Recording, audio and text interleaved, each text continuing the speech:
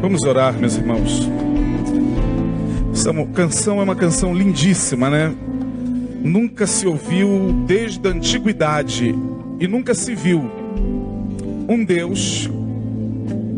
É claro que quando o profeta fala dessa forma, nunca se viu desde a antiguidade e nunca se ouviu falar de um Deus como Senhor, que trabalha em favor daqueles que nele esperam. Obviamente que o texto em si está deixando bem claro que desde a antiguidade os homens criaram os seus deuses.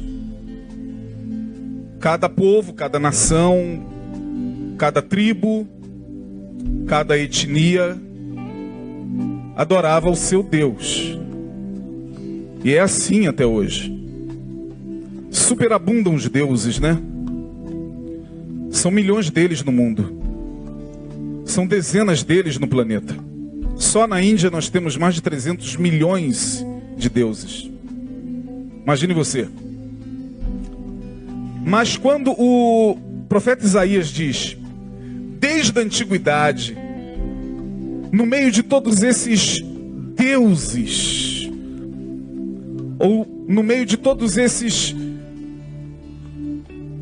que são adorados como tais, no meio deles todos, nunca se viu e nem se ouviu falar de um Deus como o Senhor, que trabalha em favor daqueles que nele esperam.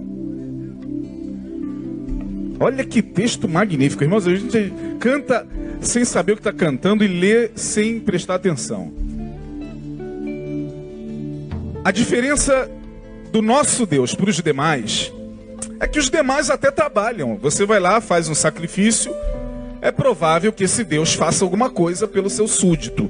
Ora, a gente não precisa ir muito longe, né? Nesse fim de ano, muitos foram os deuses que receberam adoração, sacrifícios, ofertas, enfim.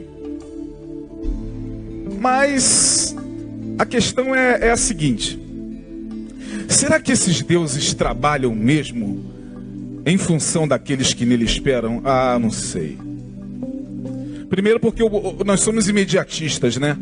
Nós queremos ver resultado logo.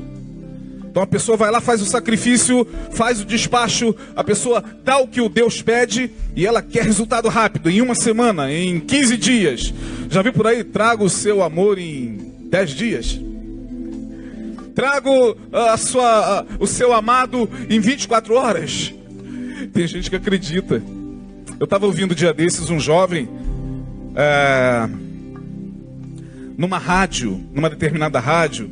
Estou no carro, estou ouvindo ele falar que ele perdeu em 2 anos nas mãos dessas pessoas. Traga o seu amor em 24 horas. Faça um sacrifício que eu vou abrir as portas para você. Me dê isso que eu vou fazer isso. Ele falou, eu perdi em torno de quase 600 mil reais. E a minha vida está na mesma desgraça, na mesma porcaria. Pois é. Nós estamos diante de um Deus que não nos pede nada. Deus não pediu nem para você vir aqui e dar dinheiro para ele. Nosso Deus não tem falta de nada. Davi, quando foi ofertar, foi todo constrangido e disse, Senhor, quem sou eu e quem é a minha casa para dar alguma coisa ao Senhor? Porque teu é tudo quanto há nos céus e na terra. Tua, Senhor, é a grandeza e o poder, a honra, a majestade, a sabedoria, a força. Quem sou eu para dar alguma coisa? Eu e minha casa, quem sou eu para ofertar ao Senhor? Ele estava todo constrangido, o rei Davi, para ofertar, dizendo, quem somos nós para dar alguma coisa a Deus? Dele, do Senhor é a terra e toda a sua plenitude. Então é diante desse Deus que nós estamos agora. É diante desse Espírito que nós estamos agora. Esse Espírito que não vai exigir nada da gente, a não ser que você confie nele. Um Deus que trabalha em favor daqueles que nele esperam. Quantos estão esperando algo de Deus? Levante a mão. Então curva a sua cabeça, vamos orar. Aleluia. Ó Deus, nós em humilhação, nos curvamos diante da tua majestade, nos prostramos ante os teus pés, reconhecendo que o Senhor de nada tem falta. Quem somos nós para dar alguma coisa ao Senhor? Fazemos de nossas as palavras de Davi: teu é tudo quanto há nos céus e na terra. O salmista diz que os céus e os céus dos céus não podem te conter. Outro sim, o profeta Isaías diz que todas as nações são como nada perante ti. E diz mais que o Senhor está sentado sobre o globo da terra, cujos moradores são para ti como gafanhotos. Sim, tu és aquele que mede na palma da mão os oceanos. Tu és aquele que, ao olhar para a ínfima estrutura do ser humano, o que vê é pó, barro, um barro vivente, caco dentre outros cacos de barro, é o que nós somos diante de ti, ó Deus. Por isso, nós queremos te pedir que nesta noite o Senhor olhe o coração de cada um de nós e vê a intenção com a qual cada um entrou aqui. Só o Senhor pode sondar cada coração.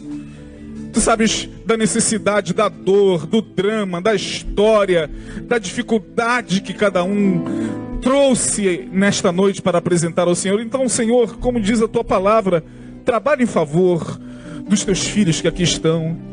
Trabalha por amor e misericórdia, por méritos de Jesus Cristo. Nós te suplicamos, não porque há méritos em nós, mas pelos méritos da cruz. Toma em tuas mãos os nossos pedidos, as nossas petições. E se aprouver ao Senhor, que o Senhor possa conceder-nos o teu favor. É o que nós te pedimos, no nome de Jesus Cristo, na certeza de que os teus ouvidos não estão agravados para não poder ouvir, nem as tuas mãos encolhidas para que não possa salvar. E por Jesus Cristo, que disse: tudo o que pedirdes em meu nome, crendo, recebereis. É em nome dele que nós fazemos os nossos pedidos e as nossas imprecações. Nele, por ele e para ele são todas as coisas. Que nesta noite seja assim na vida dos teus filhos. No nome de Jesus nós oramos. Amém e amém. Quem crê, aplauda o Senhor. Aleluia. Glória a Jesus. Amados irmãos, eu quero, nesta oportunidade, iniciar com vocês uma conversa sobre um tema que eu chamei de a blindagem da alma. A blindagem da alma. Bom, você sabe o que é uma blindagem, né? O que é um carro blindado? É um carro que passa por um processo em sua estrutura, onde chapas de aço, não é isso? São colocadas em toda a estrutura do carro, nas laterais, atrás. Para quê? As pessoas pagam quase que o mesmo valor do carro, geralmente os magnatas, os que têm condições, alguns políticos, alguns mafiosos, fazem a blindagem do seu carro com medo de quê? Me responda. Quem pode me dizer? Com medo de uma pedrinha que o garotinho na rua possa jogar e possa quebrar o vidro dele? Com medo de bala. Bala. E a blindagem tem que ser num lugar bom. Porque se você pegar uma .50 hoje, que é aquela arma que aquele traficante lá no Morro do Adeus apareceu. Vocês viram essa cena aí? No dia do Ano Novo, aquilo derruba avião, irmão. O cara tirava, feliz Ano Novo, bum, você via o risco indo lá nas alturas e se perdendo. Aquilo derruba avião. Então, para você blindar carro hoje, você tem que gastar uma grana. E olhe lá. Porque você anda, ou melhor, você não, né? Quem somos nós para blindar o carro? Nossa blindagem é a mão do Senhor que está sobre nós. Mas Quem anda de carro blindado anda com medo de bala. Geralmente é muito mais porque está devendo do que para se proteger. Quase sempre. Quase sempre. Quem não está devendo não tem problema nenhum em sentar num bar de costas para a rua. Disse um policial amigo meu uma vez. Honestíssimo. Um policial militar honestíssimo. Isaías, eu sento para tomar uma cerveja minha e sentar com os meus amigos de costas para a rua. Porque eu não devo a ninguém. Já não sei se todos podem fazer isso. Mas quando nós falamos de blindagem da alma, nós estamos falando de uma blindagem que também é uma blindagem, não contra as balas .50, nem contra as balas do fuzil AR-15. Porque Jesus falou, não temais os que matam o corpo e não podem fazer mais nada. No máximo, você pode morrer fisicamente se uma bala te alcançar. Que Deus nos livre e guarde da bala perdida, amém? No Rio de Janeiro não temos esse problema. Em outros estados temos esse problema de bala perdida, mas aqui não. Mas ainda assim, todo dia, ao sair de casa, eu oro. Mesmo sabendo que no Rio de Janeiro a probabilidade de você ser atingido por uma bala perdida é muito baixa.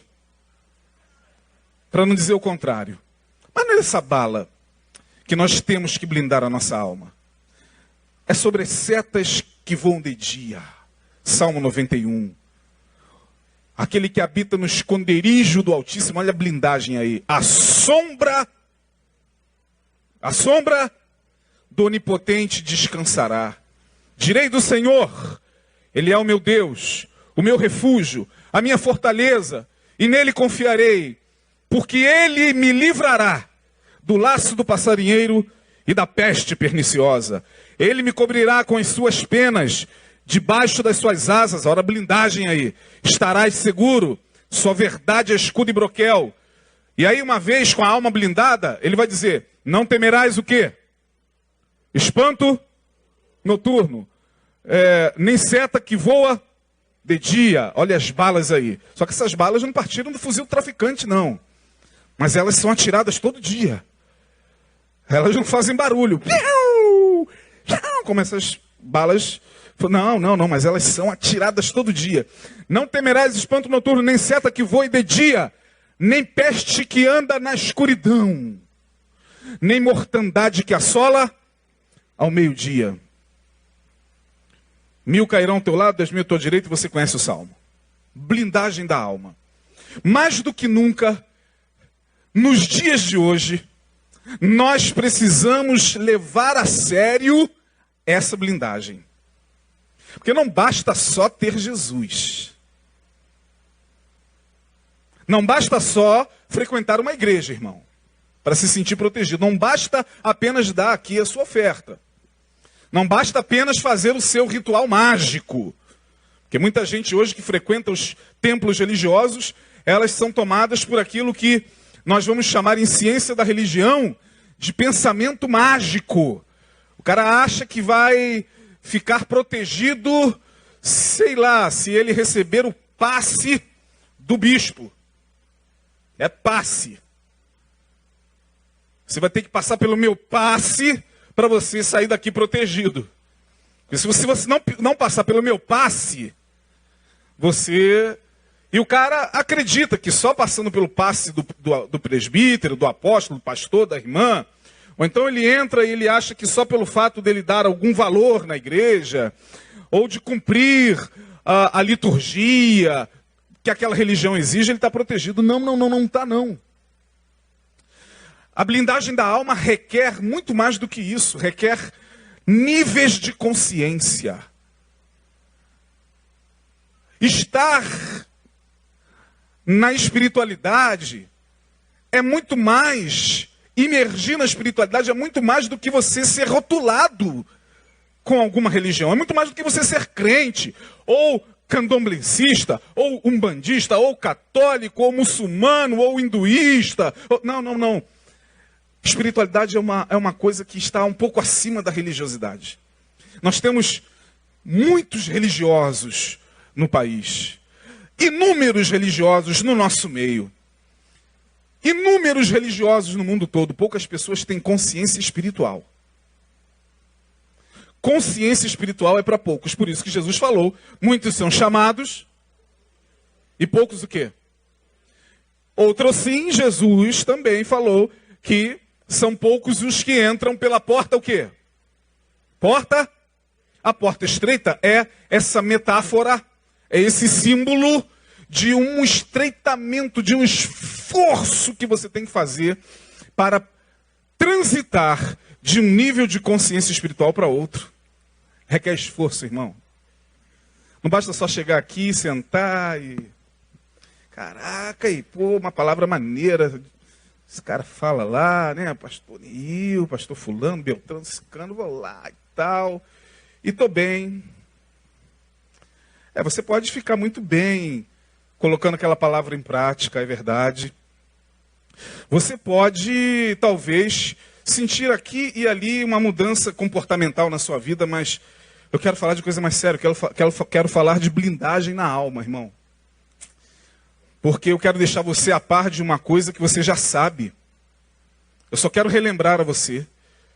Além daquilo que os teus olhos estão vendo, além desse mundo físico que você está vendo, dessa terceira dimensão, que é a dimensão da matéria, além disso que os teus sentidos podem ver, tem um outro mundo muito povoado.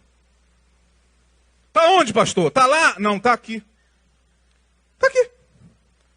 Separado da gente apenas por uma questão quântica, por uma questão de dimensões. Separado da gente apenas por dobras dimensionais. Mas, esse mundo está aqui, está povoado de espíritos aqui. Aonde? Os teus olhos físicos não vão ver nunca, a não ser se tem algum vidente no nosso meio, algum profeta, alguém que tem visão. É vidente mesmo, tá? No espante, não. Lá, eu estou usando um termo lá do Antigo Testamento. É vidência. Vidente é aquele que vê. E tem vidente no nosso meio. Tem criança que vê, pô. Mas a maioria de nós não é vidente. Salvo aqui e ali algumas pessoas que já têm esse dom de ver o que a gente não vê. De perceber o que a gente não percebe. De sentir o que a gente não sente. Cada um de nós tem um tipo de sensibilidade. Né? A minha, por exemplo, é um tipo de sensibilidade que não é de ver, mas é de captar, de sentir energias no ambiente. Eu sinto com muita facilidade. Tem ambiente que eu boto o pé e, cara, saio correndo. Porque eu trouxe isso em mim desde criança. Eu sinto a egrégora do lugar. Tem lugares onde eu estou com a minha esposa, sentado, comendo e bebendo, e em dado momento falo, vamos embora. Que isso? Mas agora que a gente chegou, por favor, vamos para outro lugar. Sai dali, sai uma pancadaria. E a gente às vezes olha. Aí minha esposa, meu Deus, você? Eu falei, eu não tem nada a ver com isso. Então cada um de nós tem uma sensibilidade. Por quê?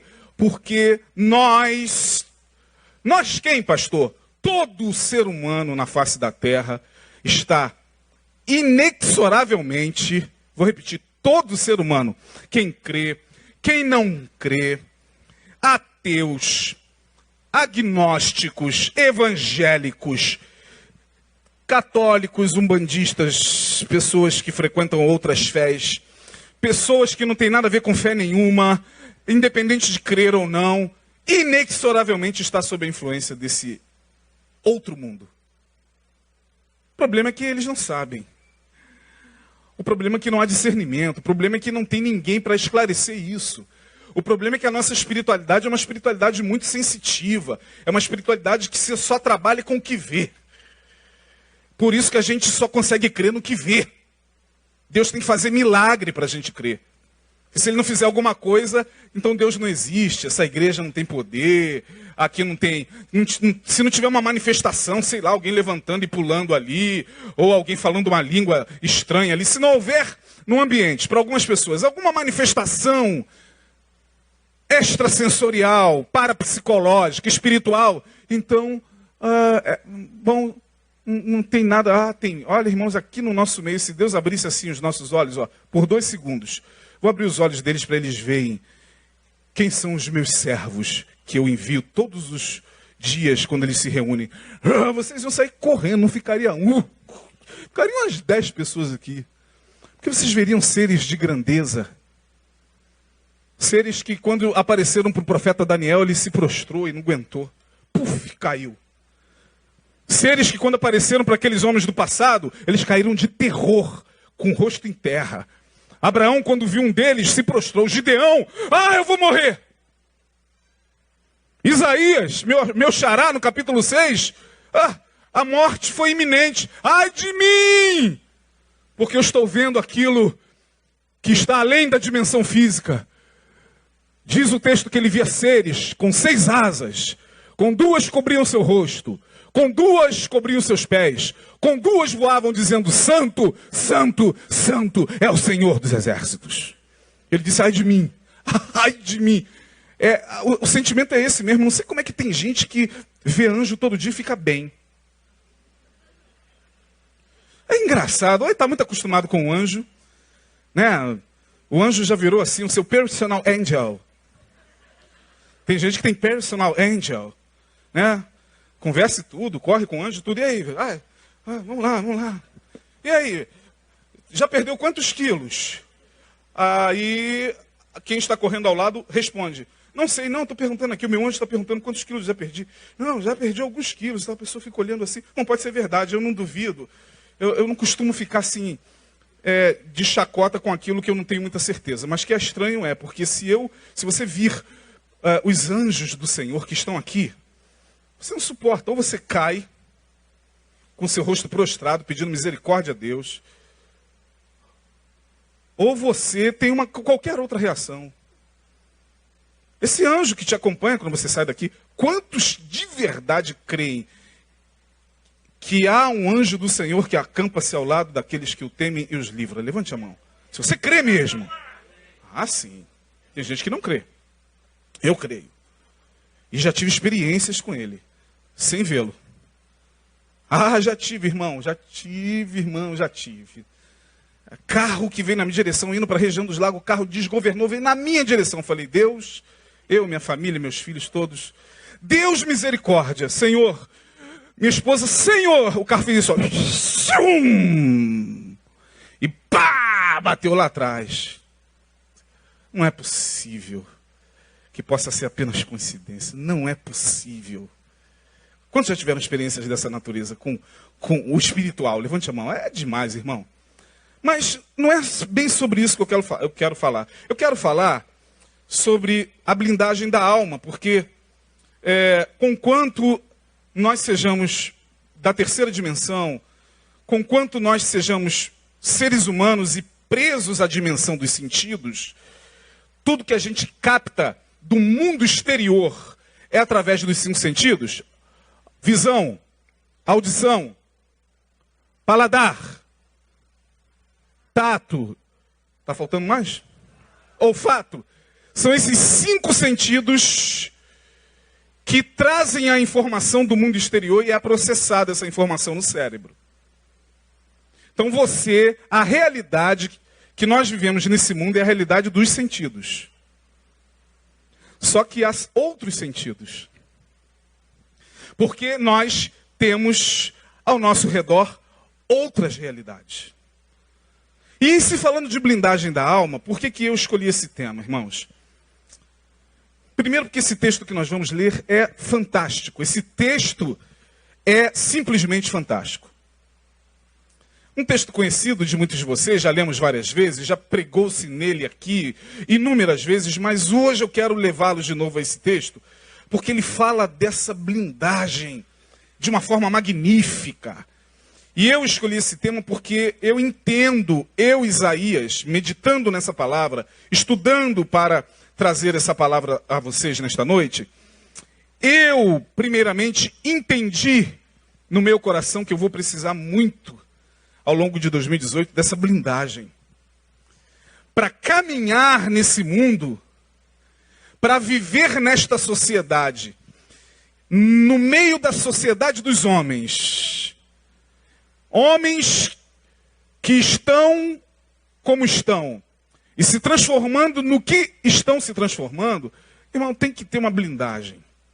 Senão, fica feia a coisa. Olha, muitos de vocês tiveram problemas seríssimos no ano passado porque em algum momento se esqueceram de fazer aquela reforma. A blindagem, tem que fazer a blindagem. Paulo vai escrever sobre isso com outras palavras. Ele vai dizer, sobretudo, em Efésios capítulo 6. No demais, irmãos meus, fortalecei-vos no Senhor e na força do seu poder. Revesti-vos de toda, quem lembra? A armadura de Deus, para que possais estar firmes contra as astutas ciladas do diabo. E aí ele fala da blindagem. Olha a blindagem aí. Lá em Efésios capítulo 6, não é o texto. Mas ele fala, tomando sobretudo, capacete de quê? O capacete, você sabe muito bem, você que é policial aqui do batalhão de choque, você que já tem o costume de lidar com a armadura, você sabe muito bem que o capacete protege o quê? A cabeça. Quando Paulo diz, tomem o capacete da salvação, ele está dizendo o seguinte, o capacete da salvação, a certeza da salvação, a certeza irremediável de que você é salvo em Jesus vai te livrar de muitos pensamentos ruins. Inclusive daqueles pensamentos que sobrevêm na nossa cabeça o tempo todo, nós vamos falar sobre isso. Então, Paulo fala do capacete da salvação, da espada do Espírito, do escudo da fé, da couraça da justiça, das alparcas do... Tomando sobretudo as alparcas ou as sandálias do Evangelho. Portanto, Paulo está dizendo, se você que se diz da espiritualidade, se você que se diz um guerreiro da luz, se você que se diz um soldado de Cristo, não se blindar e entrar no campo de batalha de peito aberto, você vai tomar um tiro no peito e você vai cair e não vai entender por que caiu. Caiu porque deu mole. Caiu porque naquele momento você, quem sabe, tirou a armadura. E há dois lugares muito próprios da gente quase sempre não entrar com armadura. É onde a gente mais é atacado, por incrível que pareça. E é justamente os dois lugares nos quais a gente quase sempre não acredita que possa acontecer um ataque do diabo. Quero ver se vocês... Não ia falar besteira, adivinham, ó, tá amarrado. Em casa e na igreja. Bem-aventurado foste tu, não foi a carne e o sangue que te revelou, mas o Pai que está nos céus. Em casa e na igreja. Você fica de armadura em casa, irmão? Chega você, tá lá, tem um maridão de sunga. Ou à vontade, acabou o culto, você vai para casa agora, você vai ficar armado? Essa mulher vai ser usada pelo diabo a qualquer momento. Esse homem vai ser usado por Satanás a qualquer momento. Esse meu filho vai dar lugar. Ninguém fica assim em casa. Em casa a gente relaxa. Relax in the home. Em casa a gente relaxa. Em casa a gente joga capacete para lá, espada para cá, couraça para ali, sandália do evangelho para lá, igual a gente faz com o sapato, não é? Tira o sapato e joga lá, pega a sandália, joga para lá, e aí a gente se esquece de que o diabo, o nosso adversário, anda o quê? Ele não descansa, nem na tua casa. Escuta o que eu estou dizendo para você aqui. É lá que se dá as maiores, ou que se dão as maiores batalhas que nós enfrentamos ao longo da nossa vida. Sim ou não? Vocês podem me desmentir? Podem. Não, pastor, minha casa é o Éden. Depende. Depende. Pode ser. Deveria ser o teu Éden. O teu marido deveria ser o Adão. E a tua mulher deveria ser a Eva. Mas é em casa, no relax in the room, que o diabo olha e diz, ele se desblindou. É agora. Eu vou colocar só uma vírgula quando ele começar a conversar com a mulher dele, começar a reclamar de alguma coisa, começar a fazer uma observação de alguma coisa, eu vou colocar uma vírgula. e essa vírgula vai se transformar em um livro na cabeça dele. E aí começa, do nada, aquela coisinha mínima, né? Vocês estavam discutindo, sei lá, sobre viagem. Vamos para onde nessas férias, meu amor? Sei. Como assim não sabe? Tem que escolher um lugar. Ah, escolhe você. Então vamos lá escolher. Ah, não sei o quê. E aí abre a internet. E vamos escolher agora o lugar para onde a gente vai. Vamos lá. E esse hotel aqui, não sei o quê, não gostei não. Por quê? Porque eu não gostei da cama. Pelo amor de Deus, você está fazendo questão carro de cama, a gente já vai viajar. E não sei o quê. E o diabo é aí. É agora. Diz que ela é ingrata. Sou ingrata. Poxa, não sei o que, você está me chamando de ingrata? Por quê? Porque você está trabalhando e é você que vai pagar a viagem? Eu não quero ir mais não. Eu diabo, opa. Você pensa que eu estou falando em tom de brincadeira, mas é assim. O filho com o pai e o filho. Jesus magnificamente viu isso e disse que os inimigos do homem serão... Quem sabe o resto? Fale mais alto. Da sua própria casa. Porque agora estará, diz Jesus, o filho contra o pai, a nora contra a sogra contra... Ih, meu Deus do céu. Gente, isso só dá certo da noite do dia 24 para o dia 25. E do dia 31 para o dia 1º é sogra, nora, genro. E todo mundo eu te amo. Agora, durante o restante do ano, se você se desblindar, meu irmão. Então, você falou muito bem, é na nossa casa e é na igreja. Quem é que fica armado na igreja? Eu vou ficar armado contra você? Vou ficar armado contra os meus amigos pastores? Vou ficar armado no departamento contra os meus irmãos? Mas ali o diabo usa também. Quantos aqui já se aborreceram? Eu sei que é muito difícil o que eu vou perguntar, quase sempre não acontece. Mas quantos já se aborreceram na igreja? Levante a mão. Em alguma igreja evangélica, você já se aborreceu? Levante a mão. Pois é, tem gente que não levantou a mão. Me indique essa igreja aí, por favor, porque a partir de hoje farei propaganda dela. Mas o que eu quero dizer é que a blindagem da alma, ela precisa ser constante. Por isso que Paulo vai escrever aos Efésios: portanto, meus irmãos, sede firmes e constantes. Sempre o quê? Abundantes na obra do Senhor. Sempre abundantes, firmes e constantes. Efésios 6. Você vai ver lá, em Efésios 6, que quando ele fala da armadura, ele fala de uma série de outras coisas antes. Do capítulo 1 ao capítulo 5, ele fala de relações familiares, de marido e mulher, como o marido deve amar a mulher deve amar o marido, os filhos devem tratar os pais aos filhos, como a gente tem que tratar uma série de questões. Para depois, ele vai dizer lá, no demais, irmãos meus, fortalecei-vos no Senhor. Portanto, eu quero ler hoje o texto de Filipenses, rapidamente, no capítulo 2, dos versos 4 a 9. A blindagem da alma. Gente, esse texto é magnífico.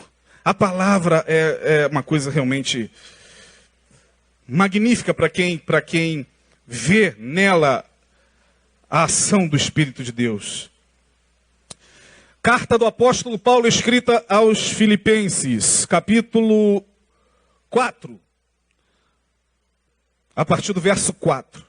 Minha tradução é uma tradução um pouco mais diferenciada, porque essa tradução aqui está um pouco mais próxima das línguas originais. Então, é um pouco mais antiga a tradução, mas vocês poderão acompanhar aqui no painel o texto. Diz assim: regozijai-vos sempre no Senhor. Outra vez vos digo, regozijai-vos. Seja a vossa equidade notória a todos os homens. Perto está o Senhor. Não estejais inquietos por coisa alguma. Antes, as vossas petições sejam em tudo conhecidas diante de Deus, pela oração e súplicas, com ações de graças. E a paz de Deus, que excede todo entendimento, guardará os vossos corações e os vossos sentimentos em Cristo Jesus. Aí Paulo, que é fenomenal, no verso de número 8, ele fala mais ou menos o que ele falou em Efésios. No demais, em Efésios. Aqui é o quê? Verso 8. Leia aí. Quanto ao mais, no demais, irmãos meus, tomem a armadura. E agora, quanto ao mais, irmãos, tudo que é verdadeiro, tudo o que é honesto, tudo que é justo, tudo que é amável, tudo que é puro, tudo que é de boa fama, se há alguma virtude e se há algum louvor, nisso pensai. O que aprendestes, recebestes, ouvistes e vistes. O que aprendestes e recebestes, portanto, aprender é uma coisa, receber o que está se aprendendo é outra. Por isso que há uma música do profeta Beto Guedes que diz: a lição sabemos de cor, só nos resta aprender. O que também aprendestes e recebestes e ouvistes e vistes em mim, isso fazei, e o Deus de paz será convosco. Esse texto é magnífico. Por quê? Porque, em se falando de blindagem da alma, minha gente, você que está aí me ouvindo do outro lado da internet, quero falar algo para você que não é nenhuma novidade. Olha aqui para mim. As nossas maiores batalhas se dão numa área que é a mais cobiçada pelos poderes espirituais. Tanto os poderes da luz, como os poderes tenebrosos. Tanto os poderes da bondade, como também os poderes da maldade. Ambos querem lutar para dominar uma área da nossa mente. Aliás, uma área da nossa vida, que é a mente. A batalha do ser humano se dá no campo da mente. Vou fazer uma pergunta aqui e vocês vão responder, porque vocês são pessoas extremamente inteligentes. A batalha entre Estados Unidos e Coreia do Norte começou ou não?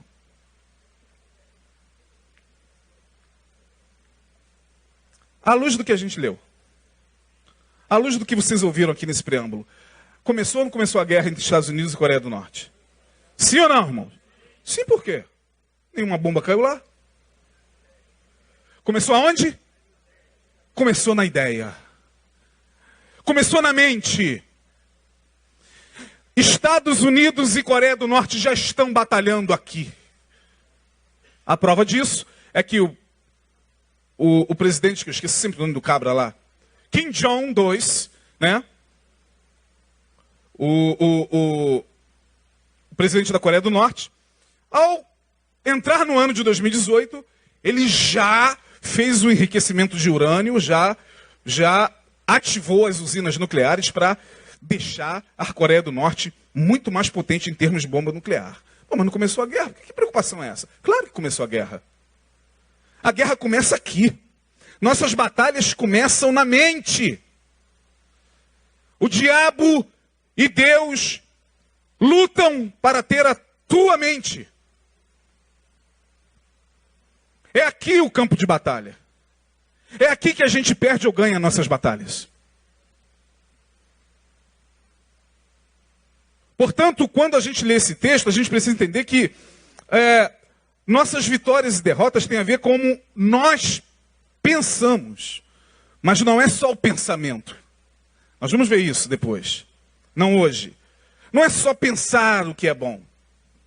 Paulo está dizendo, quanto ao mais, irmãos meus, tudo que é honesto, blá, blá, blá, blá, virtude, louvor, nisso pensai. Opa, então é só pensar em tudo que é bom, tudo que é honesto. Não. Depois, no verso 9, ele vai dizer o que vocês aprenderam, o que vocês receberam, o que vocês ouviram, o que vocês viram em mim, pratiquem. E o Deus de paz será convosco. Portanto, não é só pensar positivo. Como hoje a gente vê os grandes palestrantes de motivação lotando os estádios. Palestrantes que cobram R$3.000 por pessoa para chegar e falar de pensamento positivo. Aí todo mundo... Você que é vendedor, pense positivamente que você vai concretizar na tua mente o que você quer. Então, não é só. A luz da palavra não é só pensar, não. Tem mais coisa aí. Porque pensar, se fosse pensar, irmão, nosso ano seria o melhor do mundo. Pensa como você queria ter o teu ano. Financeiramente. Aí você, ai meu Deus, pensei. No amor, pensei. Na família, pensei. Pronto, está resolvido o teu problema. Você nem mais vir à igreja, já pensou? Pensou positivo? Pensei. Então acabou o problema. Só que hoje a gente cai nesse engodo dos livros de autoajuda, das palestras da nova era, das palestras que estão espalhadas por aí, fazendo a pessoa pensar positivamente, e a pessoa... Gente, eu já participei dessas palestras, muitas delas, eu sei do que eu estou falando. Eu era vendedor da Recreio Veículos, lá na Barra da Tijuca. Então tinha semana que a gente não via um prego, não vendia nem o tapete do carro. Era difícil, eu trabalhava com consórcio, mais difícil ainda. Então, amanhã os vendedores vão participar de um programa de motivação. Tá vindo aí um cara fera, muito bom mesmo, talvez um dos melhores. Hoje ele já não palestra mais, chamado Marins. Doutor Marins. Era o doutor Marins quando chegou na Recreio, naquele carrão. Aí os vendedores, caraca, maluco, o carro do cara. Ou então essa parada funciona mesmo. Ele desceu, pomposo, ternão e tal. Aí ficou lotado o auditório de gerentes, supervisores, vendedores de ponta a ponta. E ele começou. Temos que pensar, a palestra do cara é tão encantadora que eu fiquei assim parado. Falei, cara, o cara me hipnotizou. Porque eles hipnotizam. Eles fazem você acreditar que você vai sair dali e vai vender a loja toda no dia seguinte. No dia seguinte eu estava já fazendo isso para vender um consórcio. Falei, meu Deus, mas eu estava tão motivado ontem, o que aconteceu? Você trabalha com venda, não é assim? Meu Deus, misericórdia. Se fosse só pensar, irmão, não é só pensar. Pensar ajuda. Claro que quem pensa positivo tem a probabilidade de viver uma vida de muito mais sucesso do que quem pensa o quê? Negativo. Mas não é só pensar. Nós temos que entender algumas outras coisas. Portanto, as guerras, as mortes, as tragédias, as calamidades, a violência, como também o amor, a pureza, a solidariedade, a amizade, tudo que há de mais nobre, tudo que há de mais diabólico, tudo que há de mais celeste, tudo que há de mais infernal, tudo que há de mais sublime, tudo que há de mais pecaminoso, podre, começam aonde? No teu pensamento. E nós pensamos muito errado em 2017. Se você fizer uma análise sincera, como você pensou muito mais de forma negativa do que positiva. É impressionante como nós, seres humanos, temos uma tendência a alimentar o que é negativo dentro da gente. Impressionante. Até cientificamente parece que isso é provado. Uma vez eu ouvi um físico, uma palestra no YouTube, eu estava lá caçando no YouTube, eu encontrei um cara falando que a gente pensa mais negativamente porque no universo há mais elétrons do que prótons, há mais partículas negativas do que positivas. Portanto, se a tua mente é feita de partículas, ela também tem a probabilidade de ter muito mais partículas negativas do que positivas. Por isso que você pensa mais negativo do que positivo. Eu falei, gente do céu, da onde o cara tirou? Isso é revelação? Isso é o quê? Só pode ser. Porque de onde o cara tirou isso? Agora, que a gente pensa muito mais negativo, que a humanidade hoje, pegue a humanidade inteira, hoje. Imagine todos os habitantes do planeta hoje, emitindo ao mesmo tempo um pensamento para o cosmos, para o universo, para as regiões espirituais. Quantos bilhões nós temos hoje? Já chegamos a 8? 7 bilhões e meio.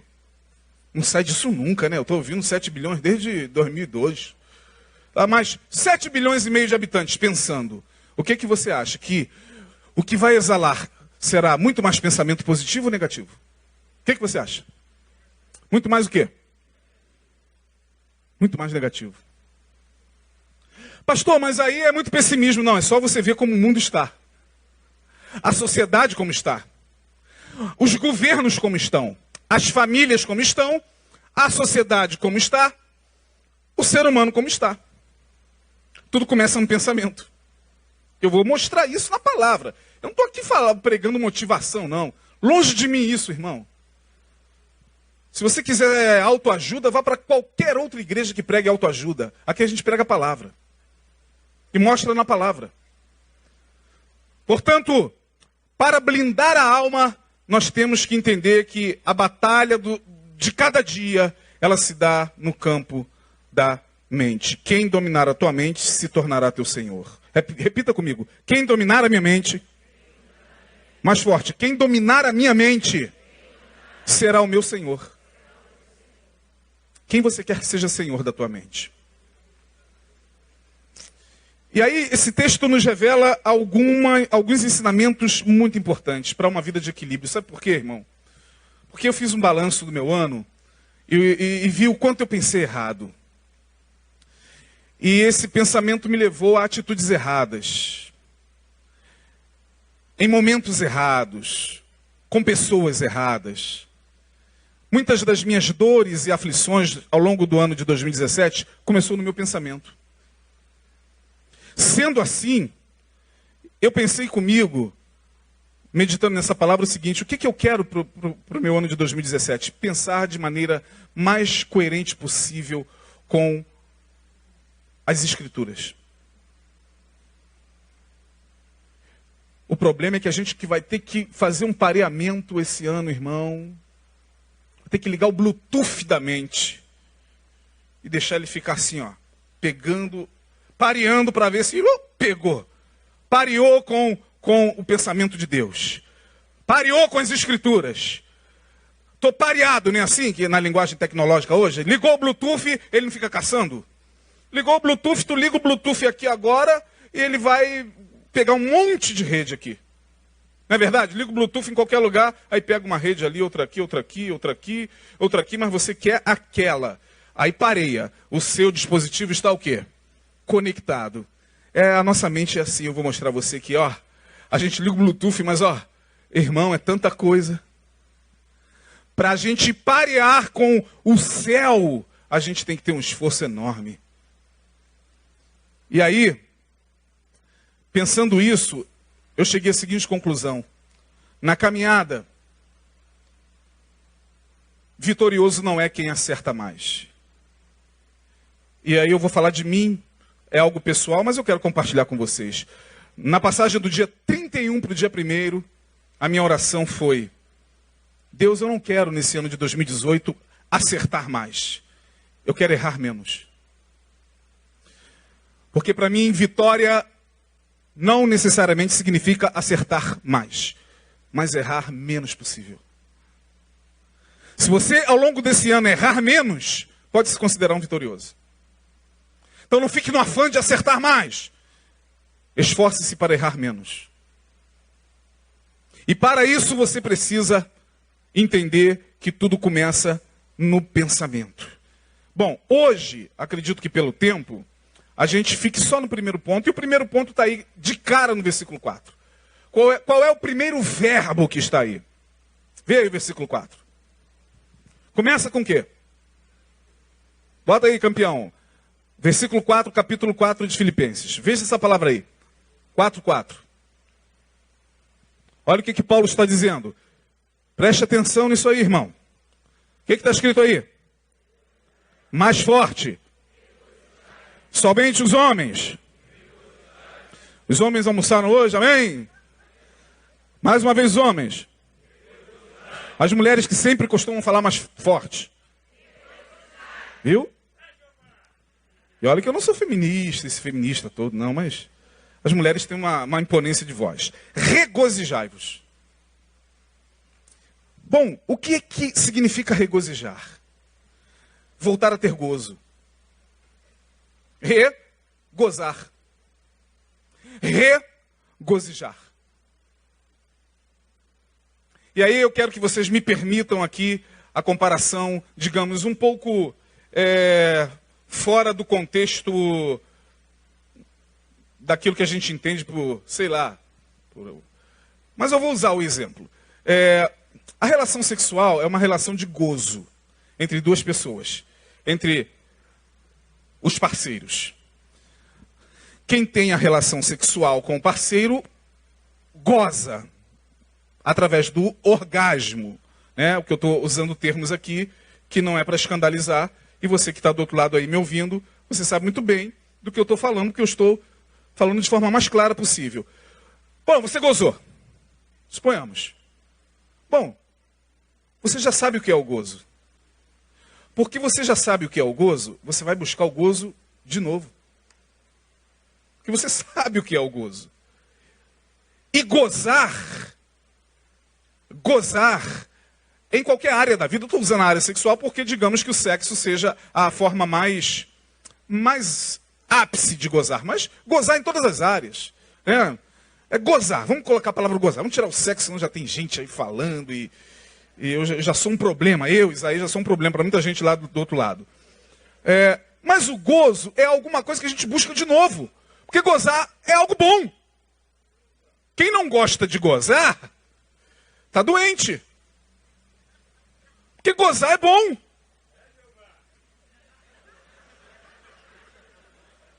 Esse camarada. Aí, pessoal, não sou eu não, é ele ali. Filma ali, ó. Mas gozar é bom. Tão bom que você busca de novo. E ao buscar de novo, você quer aquela mesma sensação. É assim com qualquer coisa. É assim, por exemplo, com a droga. Em relação ao drogado. Ele goza na droga. De uma maneira destrutiva, de uma maneira errada. Pensei, o cara veio me bater, cara. Desculpa. Que isso? Que isso? Tô falando aqui, o cara veio assim, porque você tem um porte de segurança, assim, que... Você, quando levanta todo mundo, aquele ali é o segurança de dar e beber. Né? Obrigado, meu querido. Desculpa aí a brincadeira. Eu sei, mas você é forte demais. Eu fico... Brincadeira. Esse aqui é um brother, um homem de Deus, de uma experiência que vocês sequer imaginam que ele traz na vida. A gente brinca assim, mas a gente conhece, sabe quem é. Então você vai buscar o gozo de novo. Porque gozar é bom. E aí Paulo está dizendo o seguinte: regozije-se. Busquem gozar de novo. Está me entendendo o que Paulo está dizendo? Você sabe o que é ter gozo em Deus. Portanto, regozije-se nele. Qual é o nosso problema? E aqui eu quero chamar a atenção para esse início da nossa blindagem na alma. Por que Paulo está dizendo regozije-se nele? Volte a ter gozo. E simplesmente entender que o gozo e a alegria independe das circunstâncias. O gozo é imutável. O gozo é imutável. O gozo é o gozo. O gozo não muda. O que muda são as circunstâncias. Por exemplo, voltando para a questão sexual, uma pessoa que está com problemas físicos, de doença, de inabilidade psicoemocional, psicofisiológica, ela, infelizmente, é privada, muitas vezes, desse gozo. Por questões de saúde, por questões de doenças emocionais, enfim. Mas o fato dela ter sido privada não altera o gozo. Altera? Não, o gozo continua sendo gozo. O que Paulo está dizendo aqui é algo fantástico, gente. Olha que coisa espetacular. Paulo está dizendo, você sabe o que é regozijar-se em Deus. Portanto, independente da tua circunstância, regozije-se. Volte a gozar em Deus.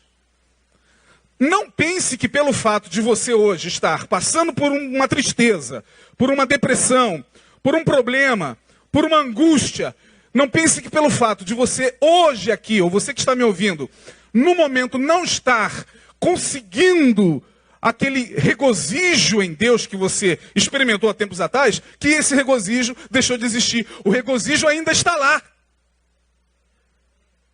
Portanto, Paulo está dizendo, olha, é só você se regozijar. Ele está dizendo o seguinte, olha, em algum momento da tua vida, você pode voltar a ter alegria em Deus. E aí eu vou mostrar a vocês rapidamente, minha gente. Quarta-feira é cruel, o tempo é cruel. É só o Neil para conseguir pregar duas mensagens na quarta-feira. Ele é único. É fantástico o que o Neil faz. Ele prega a gotinha e prega fenomenal. Eu não consigo. Mas, olha só. O que eu estou dizendo? Regozijai-vos. Ao longo do ano, você e eu passaremos por algumas situações complicadas. Talvez teremos algumas perdas. Talvez, Deus que nos livre e guarde, mas ninguém está livre disso, passaremos por momentos, sei lá, de angústia, de depressão, de tristeza. E aí vai chegar momentos ao longo do ano que você vai entrar aqui, está todo mundo alegria e você não vai estar assim. Eu não estou sentindo isso. Eu oro, não sinto a presença de Deus. Eu canto, eu não consigo sentir Deus. Eu falo sobre Deus, mas não sinto. E aí vai batendo uma angústia. Porque se a alma não estiver blindada, o diabo, que só fica na espreita. Gente, o diabo não é esse ser todo-poderoso. Nós vamos falar sobre isso, da filosofia maniqueísta, né? O crente acha que o diabo é aquele ser que fica numa disputa de braço cósmica com Deus. O diabo está ganhando. Aí Deus, vai lá, Jesus, aí os anjos. Aí a gente coloca o diabo na mesma dimensão de Deus. Pelo amor de Deus, o diabo é uma criaturazinha que Deus até usa. Vem cá, Satanás, vou pegar o teu rabo para dar uma chibatada naquele crente que está desobediente. Vap! Deus usa até o rabo do diabo para dar uma chicotada na gente. A gente, meu Deus, são os demônios, né? Deus que está com o rabo do diabo aqui. Para ele mostrar a soberania dele. Então, o diabo não é esse ser, o diabo ele aproveita a oportunidade. Aí você está lá, eu não estou sentindo mais Deus, eu não consigo mais sentir a presença de Deus, eu entro na igreja e tal. Aí o diabo, porque você não está blindado, ele vai chegar para você e vai falar, cara, esquece. Aquilo que você sentiu há muito tempo atrás, aquele gozo todo, aquilo já era. Sai daí, vai se divertir, vai dar lugar à tua carne, vai buscar algum gozo. No Senhor já era. É assim que ele fala. Mas aí vem Paulo e diz, não, regozijai-vos no Senhor. Há gozo em Deus. Você pode não estar sentindo, é como uma pessoa que está impedida de ter relação sexual. O orgasmo é o mesmo. Quando ela melhorar e voltar a ter relação, ela vai ver que o orgasmo é o mesmo. Não muda. É impossível que Deus mude. É impossível que a alegria do Senhor, que é a nossa força, se altere. Deus é inalterável. O gozo dele é inalterável. Portanto, somos nós que mudamos. Paulo diz, regozijai-vos. E aí eu quero rapidamente ler com vocês o Salmo 43, verso de número 5. Painel, me ajude aí porque a hora já foi embora. Salmo 43, versículo 5. Olha o que Davi está dizendo do regozijo. Que coisa fantástica, minha gente. Isso aqui é uma riqueza incomensurável. Olha o que Davi está dizendo. Por que estás o quê? Abatida, ó minha alma. E por que te perturbas dentro em mim? Ele está perturbado. Ele está passando por uma perturbação, sabe lá Deus qual é. Pode ser de ordem emocional, pode ser de ordem sentimental, não interessa, ele está perturbado. Por que te perturbas dentro em mim? Agora, olha o regozijo. Espere em Deus, pois ainda o quê? O louvarei. A Ele que é o meu socorro e o meu Deus. Olha o que Davi está dizendo. Tudo bem, estou perturbado, angustiado, depressivo, doente. Não estou conseguindo nem louvar, mas eu vou regozijar, hein? Eu vou voltar a ter gozo no Senhor. Espera, minha alma. Você vai passar por esse túnel escuro da vida. Lá no final, eu volto a gozar em Deus. Eu volto a ter alegria em Deus. Eu não vou ficar desesperado, porque tem gente que fica desesperado. Eu canso de vir aqui ao longo do ano, mas o que houve? É porque eu estou mal.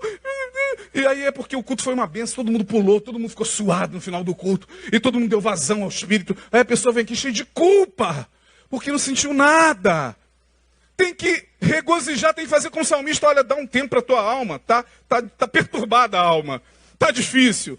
Eu chego aqui, e aí o irmão do lado está falando línguas, e eu estou aqui, Jesus. Eu não sei se você já passou por isso, mas eu passo de vez em quando. Tem hora que você está ali, parece que, meu Deus, mas o Senhor está aqui, a palavra está uma bênção, está tudo uma bênção, mas eu não estou sentindo nada. Aí você se desespera. Deus me abandonou, foi o meu pecado, foi não sei o quê. E o diabo, é isso mesmo. Aí o diabo chega, a tua alma não está blindada, foi isso mesmo, cara. Foi porque você deu aqueles amassos lá na esquina ontem, meio... Foi porque você tomou aquela paradinha ontem que o crente diz que não pode. Aí o diabo começa a botar um monte de besteira na cabeça do evangélico. O evangélico, ele assimila besteira com muita facilidade. E aí o cara é verdade. Eu acho que o Espírito Santo, eu já ouvi isso, não de poucos crentes, pastor, eu acho que o Espírito Santo se retirou de mim. Falei, o quê? Você está louco, cara? Pastor, porque eu não consigo ir, eu acho que o Espírito Santo, cara, você está louco. Falar que o Espírito Santo saiu de você. Isso é a maior loucura que um crente pode falar. Falar que o Espírito Santo, ele pode estar talvez, sei lá, sem o fluir dos rios de água viva. Porque esse fluir depende também de uma série de coisas, né, irmão? Poxa, vamos ser francos, né? Seria muita covardia minha chegar para o cara aqui, que conversou comigo ali, fora de começar o culto, e que perdeu, sei lá, eu estou usando teu exemplo, tá? Estou dando uma de Neil. A gente fica ali e vai absorvendo um monte de coisa do Neil. O Neil faz isso, né? Pega logo o primeiro da frente. Mas suponhamos que ele tenha conversado comigo ali, pastor, olha, ora por mim, porque eu estou assim, assado, perdi meu emprego, estou devendo, lá em casa está tudo muito difícil, isso está abalando a família. Aí ele entra para o culto. É muita covardia minha, eu querer, irmão. Irmão, onde está a alegria, irmão? Pelo amor de Deus, gente do céu. Gente, é o mínimo de sensibilidade humana que nós temos que ter com a dor alheia. Respeite a dor de quem está ao seu lado. Você não sabe pelo que ele está passando. Então, no máximo, dê a mão na hora de orar e ore por ele. E não fala mais nada, porque você não sabe pelo que ele está passando. Você está pulando, ele está calado. Que amanhã ele pode estar pulando e você calado. Mas de uma coisa você pode ter certeza, como Davi diz, espere em Deus. Eu vou voltar a gozar. Por que quem pratica relação... Eu fico pensando na questão da relação sexual, mas se me desculpem aqui, eu estou muito freudiano. Freud é um problema, estraga a gente. Mas já reparou que a gente... Os que praticam o ato sexual, digamos assim, né? Por que eles estão sempre querendo? Porque é bom, mas se é bom, bastava você casar, Jeová. Vou dar um exemplo, já que... Agora eu te peguei. Bastava você casar e ir para a lua de mel. Aí tá lá você na lua de mel com a tua amada. Aí você vai para o ato sexual, pronto. Ambos chegaram ao prazer. Pronto, acabou. Vocês poderiam viver até o resto da vida sem relação sexual. Sim ou não? Por quê? Porque eu já tive. Mas já teve, não vai ter de novo? Não, já tive, foi bom. Mas foi bom, e por que a gente quer de novo? É porque é bom. É porque são momentos tão curtamente eternos e tão eternamente curtos. É como regozijar-se no Senhor. A gente tem aquele gozo no Senhor, mas depois vem as lutas e os problemas da vida, e vem as dificuldades, e a gente vai ficando sufocado, e a gente acha que a gente nunca mais vai gozar em Deus. Mas aí vem o salmista e diz, espere em Deus, porque ainda vou louvá-lo. E não somente isso, no Salmo 42, versículo 4, me parece que esse cara agora sim estava em depressão. Estou terminando. Agora sim, Salmo 42, 4. Painel, por gentileza. Dentro de mim. Quando você lê todo o Salmo 42, a impressão que nós temos é que ele está realmente ali passando por um problema muito difícil a nível emocional. Aí ele vai dizendo que as lembranças do gozo, a memória do gozo, a memória fica. A memória do gozo fica. Aí ele fala, dentro de mim derrama a minha alma, ao lembrar-me de como eu ia com a multidão, guiando a procissão à casa de Deus, com brados de quê? De júbilo e louvor. Uma multidão que festejava. Está dizendo, gente, eu gozava em Deus. Eu gozava em Deus. Eu sei o que é esse gozo. Mas agora a minha alma está abatida. Mas ainda no Salmo 42, ele vai dizer no verso 11, bota aí. Olha só o regozijo. Regozijo. Olha o que ele vai dizer no verso 11. Por que estás abatida, ó minha alma? Não é minha alma? O que aconteceu aí com esse? Por que estás abatida, ó minha alma? E por que te perturbas dentro de mim? Mais uma vez. Espere em Deus, pois ainda o louvarei. A Ele que é o meu socorro e o meu Deus. Lemos no 42 e depois lemos no 43 e agora lemos no 42.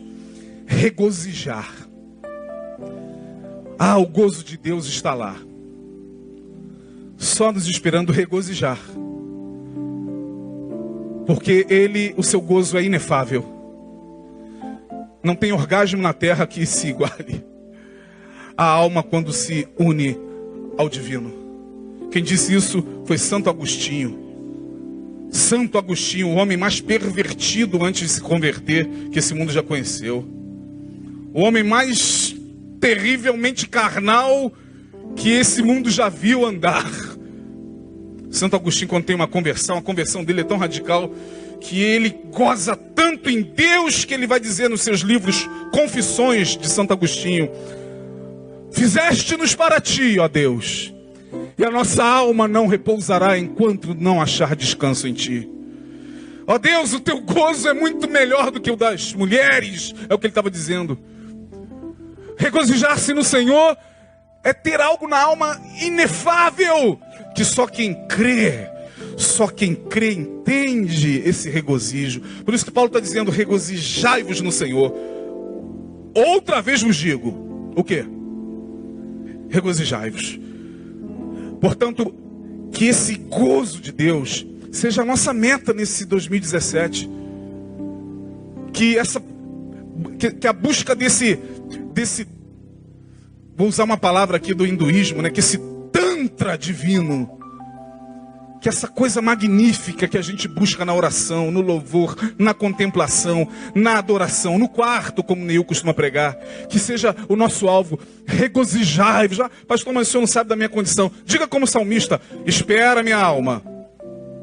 Estou passando por um momento difícil, estou passando por uma depressão, estou fazendo tratamento, estou tomando remédio, estou fazendo terapia, está difícil, meu corpo não está suportando, minha mente está confusa, mas eu vou regozijar. Eu vou voltar a gozar, espera. Porque quando acabar o tratamento, quando a onda passar e virar só marolinha, irmão, você vai ver que você vai regozijar no Senhor. Regozijai-vos no Senhor, outra vez vos digo, regozijai-vos. Portanto, vamos ficar só nesse texto. Na próxima quarta-feira, prometo correr e acelerar para tentar terminar essa conversa sobre a blindagem da alma. Que Deus nos abençoe. Amém?